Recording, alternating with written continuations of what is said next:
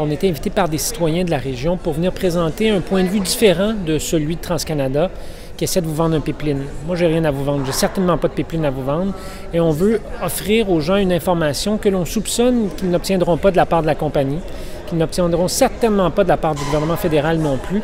On pense que c'est important que ces informations-là autour de...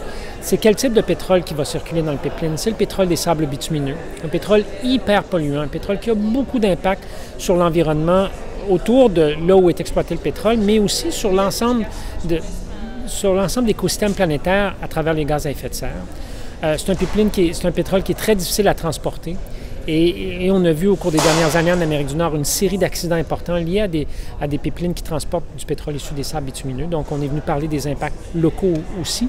On est venu parler des alternatives. Qu'est-ce qu'on peut faire autrement que ça? Quels sont les projets régionaux qui créeraient beaucoup plus d'emplois liés aux énergies renouvelables, la biométhanisation, l'énergie éolienne, le solaire et beaucoup d'autres? Et comment les gens peuvent se mobiliser autour de ces projets-là, comme ils ont commencé à le faire à Mont-Carmel, comme ils ont commencé à le faire à Lillet et ailleurs au Québec et même en Ontario. Moi, ce qui m'inquiète beaucoup, c'est qu'en environnement, quand il arrive des désastres, on ne peut jamais revenir en arrière. Ils ont beau avoir les assurances, ils ont beau à mettre l'argent n'achète pas tout. S'il y a un désastre, ça ne revient jamais comme c'était. Fait que notre environnement est beau ici, on veut le protéger, puis c'est la planète aussi qu'il faut penser. Moi, j'ai une petite fille qui a 2 mois, puis c'est à elle que je pense quand je vois des choses comme ça, des déversements. Il y en a eu un dans les coins de l'Alberta ou de la Colombie-Britannique, là, puis tu voyais les gens pleurer parce qu'ils perdaient leur rivière, ils perdaient leur cours d'eau, pollués complètement. C'est vraiment la tristesse, il ne faut pas se rendre là. Il faut faire attention avec ces choses-là, puis je pense qu'on peut aller vers autre chose que l'énergie du pétrole.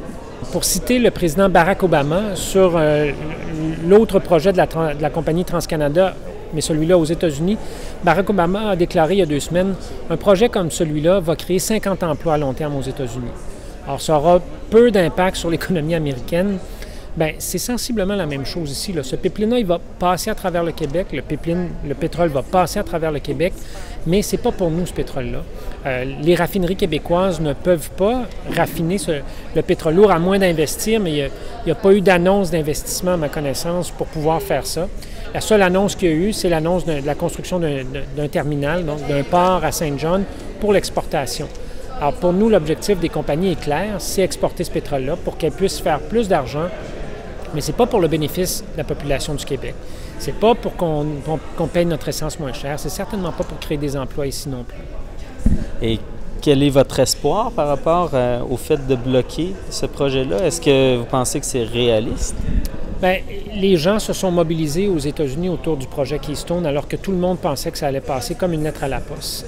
Les gens se sont mobilisés autour du projet Northern Gateway sur la côte ouest alors que tout le monde pensait que c'était un fait accompli. Et là, dans un cas comme dans l'autre, il y a énormément de résistance. La Colombie-Britannique a annoncé récemment qu'elle disait non au projet Northern Gateway. Le gouvernement américain a envoyé plusieurs signaux à l'effet que ça allait plutôt mal pour ce projet-là. Donc, nous, on estime que c'est loin d'être certain que le projet va passer aux États-Unis. Alors, je ne vois pas pourquoi, si on dit non aux États-Unis puis on s'organise, si on dit non en Colombie-Britannique puis on s'organise, pourquoi au Québec, on n'est pas capable de faire la même chose.